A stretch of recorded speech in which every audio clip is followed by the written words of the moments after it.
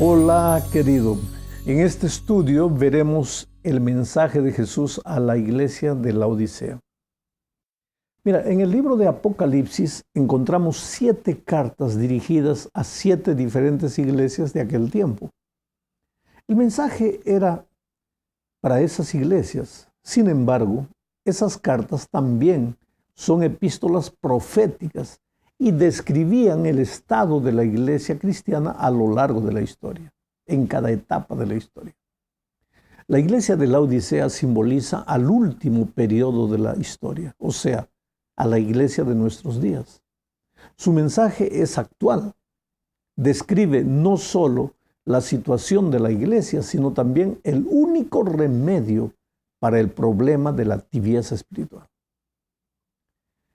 Empezaremos leyendo Apocalipsis 3, versículos 14 y 15.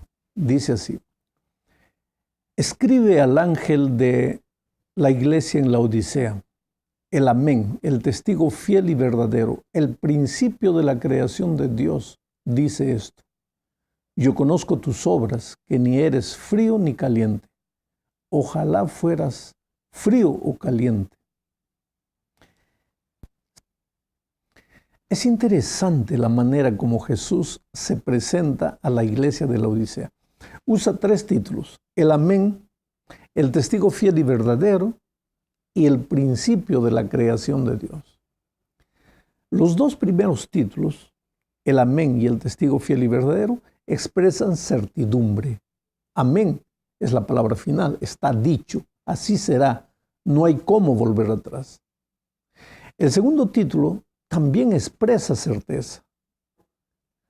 Hay testigos falsos en quienes no puedes confiar, pero Jesús es el testigo verdadero, fiel. Lo que dice se cumple, jamás lo dudes. Su palabra es eterna. Números 23, 19 dice: Dios no es hombre para que mienta, ni hijo de hombre para que se arrepienta. ¿Acaso dice y no hace? ¿Acaso promete y no cumple? Bueno, entonces Jesús es el testigo fiel en quien puedes confiar. Esto expresa certidumbre. Pero el tercer título que Jesús usa en su mensaje a la Odisea es elocuente. Encierra una promesa.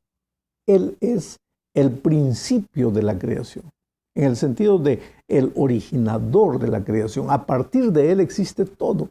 Nada de lo que existe existiría sin Él. Ahora, si Él fue capaz de crear los cielos y la tierra cuando nada había, ¿crees que no sería capaz de dar nueva vida a una iglesia que está moribunda, como la iglesia de la Odisea? En otras palabras, este es un mensaje de esperanza. No hay caso perdido para Jesús. Pablo afirma en 2 Corintios capítulo 5, versículo 17 lo siguiente: de modo que si alguno está en Cristo, nueva criatura es. Las cosas viejas pasaron, todas son hechas nuevas. Esta es una promesa de renovación, de vida nueva. La promesa no consiste apenas en reformar, sino en hacer todo de nuevo. Tremenda promesa. ¿Y quién lo hace? ¿Quién hace esta promesa? El Amén, el testigo fiel, el creador de todo, Jesús. ¿No es interesante? Bueno, en la segunda parte de este estudio es necesario leer los versículos 15 y 16 de Apocalipsis 3 en el mensaje a la Odisea. Dice: yo conozco tus obras, que ni eres frío ni caliente. Ojalá fueras frío o caliente. Pero por cuanto eres tibio y no frío ni caliente, te vomitaré de mi boca. ¿Sabes? El problema de la Odisea no era la indiferencia espiritual. No se podría decir que vivían en pecado o que no participasen de los cultos. Creo que los sábados la iglesia de la Odisea estaba llena. Cantaban, participaban, pero no se comprometían de corazón con las cosas de Dios. Y el mensaje de Jesús para ese estado de cosas es duro. Ahora, Yo no puedo estar pensando en la Odisea de aquellos tiempos, ni siquiera en la iglesia de hoy. Lo que necesito pensar es en mi experiencia personal. ¿Hasta qué punto el secularismo de este mundo afectó mi vida? ¿Sabes? El secularista no niega a Dios. Él es un buen miembro de iglesia. Solo que sus prioridades no son las cosas de Dios, sino las cosas de este mundo. La iglesia, para el secularista, es una especie de club religioso al que se asiste y del cual se participa, pero que no afecta la vida.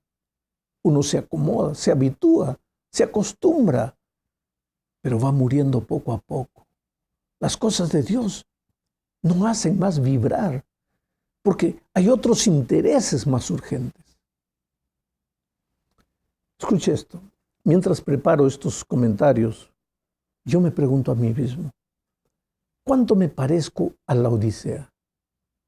¿Qué es lo que me sucede a mí? ¿Estoy contento con el tipo de vida espiritual que vivo? ¿O es necesario que Dios haga alguna cosa especial en mi vida? El autor de la epístola a los Hebreos, en el capítulo 11, versículos 7 al 11, dice algo que es muy significativo. Mira, lo voy a leer. Si soportáis la disciplina, Dios os trata como a hijos. Porque, ¿qué hijo es aquel a quien el Padre no disciplina?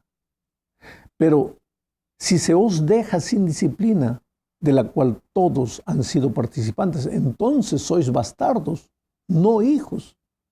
Por otra parte, tuvimos a nuestros padres terrenales que nos disciplinaban y los venerábamos. ¿Por qué no obedeceremos mucho mejor al Padre de los Espíritus y viviremos? Y aquellos ciertamente por pocos días nos disciplinaban como a ellos les parecía, pero para lo que nos es provechoso, para que participemos de su santidad. Es verdad que ninguna disciplina al presente parece ser causa de gozo, sino de tristeza, pero después da fruto apacible de justicia a los que por medio de ella han sido ejercitados. La expresión fruto apacible de justicia expresa que el árbol fue curado. La rama quebrada fue religada al tronco. La savia de la vid empieza a llegar nuevamente al pámpano y los frutos aparecen, naturales y bonitos. Pero la pregunta que debemos responder es, ¿tendremos que pasar por la experiencia de la disciplina para volver a tener vida nueva? Jesús dice, te vomitaré de mi boca. ¿Cuál es la solución? Oseas 6:1 dice, venid y volvamos a Jehová, pues Él nos destrozó, mas nos curará, nos hirió, mas nos vendará. ¿Será el camino del dolor el único camino de regreso al Padre? Estas son preguntas que tenemos que respondernos. Lo peor de todo es que la Odisea no tenía la mínima conciencia de su situación. Ella pensaba que todo estaba bien. Mira lo que dice el versículo 17. Estamos en Apocalipsis 3. Tú dices, yo soy rico, me he enriquecido y de nada tengo necesidad, pero no sabes que eres desventurado, miserable, pobre, ciego y estás desnudo. Interesantes los adjetivos que encontramos aquí. Desventurado, pobre, miserable, ciego, desnudo. Pero la ceguera es la peor de todas esas cosas tristes en la experiencia de la Odisea. Hay ciegos que no ven porque no tienen ojos. Y también hay ciegos que no ven porque no quieren ver. Estos últimos están en una situación sin solución porque no tienen conciencia de su realidad. Todos saben, menos ellos. Cuando se habla de un tema como el de hoy, por ejemplo, lo primero que estos ciegos que no quieren ver Lo primero que ellos hacen es mirar a las otras personas, es mirar a los dirigentes, pero no a ellos mismos. Yo me pregunto a mí mismo, ¿seré yo uno de esos ciegos? ¿Podría pararme delante del espejo del Espíritu y verme, aunque sea una vez, como realmente soy? Las vírgenes insensatas son un triste ejemplo del peligro de caer en la rutina. Esas vírgenes no eran malas en sí. Hubo un tiempo inclusive que estuvieron preparadas para encontrar al novio. Pero el tiempo, oh querido, el tiempo se encargó de ir consumiendo la fe. Y en la vida cristiana la oración de ayer ya no te vale hoy. El estudio de la Biblia que hiciste ayer no te sirve hoy, te sirvió para ayer, pero ya no hoy. La vida cristiana es alerta constante, permanente vigilancia, y ese no era el caso de la Odisea, como tampoco puede ser el nuestro. Y ni siquiera nos damos cuenta de eso porque somos ciegos espirituales. ¿Cuál es el remedio divino para nuestro mal? Bueno, esa es la cuarta parte de este estudio. Leamos los versículos 18 y 19 de Apocalipsis 3. Por tanto, yo te aconsejo que compres de mí oro refinado en el fuego, para que seas rico, y vestiduras blancas para vestirte, para que no se descubra la vergüenza de tu desnudez, y unge tus ojos con colirio para que veas. Yo reprendo y castigo a todos los que amo. Sé pues celoso y arrepiéntete. Mi amigo querido, el arrepentimiento involucra dos cosas: reconocimiento del pecado, dolor por el pecado y apartamiento inmediato del mal. Ese tipo de arrepentimiento es un don del Espíritu Santo. Nadie se arrepiente porque quiere arrepentirse. El Espíritu es el que genera el arrepentimiento. La parte humana es ir a Jesús tal como está. El oro, el vestido blanco y el colirio lo da Jesús. Pero ¿por qué Él usa la palabra o la expresión compra? Compra de mí oro. Comprar significa dar algo a cambio de algo, generalmente dinero. Pero en el caso del oro, del vestido y del colirio que Cristo ofrece, tú no tienes que pagar con dinero, sino con voluntad. Tienes que querer, tienes que desear, tienes que anhelar. Dios no te puede dar el arrepentimiento por la fuerza. Por eso, en la siguiente parte, veremos la importancia de abrir el corazón a Jesús. La invitación tierna de Jesús está en el versículo 20. Dice así: yo estoy a la puerta y llamo. Si alguno oye mi voz y abre la puerta, entraré a él y cenaré con él y él conmigo. Esta es la quinta parte de nuestro estudio. Dios es nuestro creador y tiene la potestad sobre el cielo y sobre la tierra. En realidad, Él no necesitaría permiso para entrar al corazón de nadie. Él es el dueño y Señor absoluto. Pero al crear al ser humano lo creó libre y siempre va a respetar esa libertad. Él toca, pero la puerta se abre del lado de adentro. Él no la puede empujar. Por eso Jesús dice: compra de mí oro.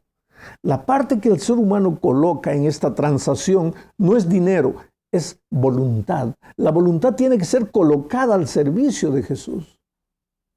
No basta decir quiero. Es necesario buscar al Señor mediante la oración, el estudio diario de la Biblia y la testificación. Mucha gente puede decir: pero entonces estoy perdido porque a mí no me queda ganas de orar ni de estudiar la Biblia. Yo no tengo voluntad. Ah, ¿la tienes? Sí, claro que la tienes. La prueba de eso es que a las 5 de la mañana, en un día helado de invierno, te levantas, aunque no quieras, porque tienes que ir a trabajar. O sea, sí tienes fuerza de voluntad. El asunto es que la colocas a servicio de lo que tú consideras importante y crees que el trabajo es importante. Y claro que lo es, pero tiene una importancia pasajera y terrenal. Sin embargo, Cuando se trata de las cosas espirituales, como la oración y el estudio de la Biblia, ahí piensas que no tienes voluntad. Oh, mi amigo querido, abrir la puerta a Jesús no es una figura de lenguaje, no es una frase poética, no es algo teórico y romántico. Es la más dura de las realidades. Y como toda realidad demanda esfuerzo. Una cosa es llevar un ramo de rosas a la novia y otra es levantarse a medianoche y andar 3 millas a pie para buscar remedio para ella. Ambas actitudes son necesarias. No te puedes quedar solo en el romance de las flores. Tienes que entrar al terreno doloroso del esfuerzo. Ambas experiencias son parte del amor. Así es con Cristo. Cantar, levantar las manos al cielo, bueno, eso es necesario. Pero levantarse para estudiar la Biblia cuando no se siente ganas es igualmente bueno e igualmente importante. Y eso es abrir la puerta del corazón. Y solo cuando lo hacemos, recibiremos de Él el oro de la fe, las vestiduras de su justicia y el espíritu de su colirio para vivir la vida cristiana llena de significado. La carta a la Odisea termina con una promesa registrada en el versículo 21. Mira lo que dice la promesa. Al vencedor le concederé que se siente conmigo en mi trono, así como yo he vencido y me he sentado con mi Padre en su trono. Esta promesa final nos muestra que el mensaje a la Odisea no es un mensaje de condenación, es un mensaje de esperanza. ¿Hay esperanza para mí? Dios ha prometido que un día te sentarás en el trono con el Padre. Trono, querido, es para los victoriosos. Quiere decir, es posible salir del presente estado de mediocridad espiritual. Es posible abrigar en el corazón un himno de esperanza. Jesús está con los brazos abiertos. Él está a la puerta llamando. La pregunta es, ¿le abrirás? Eso solo depende de ti. Que Dios te bendiga.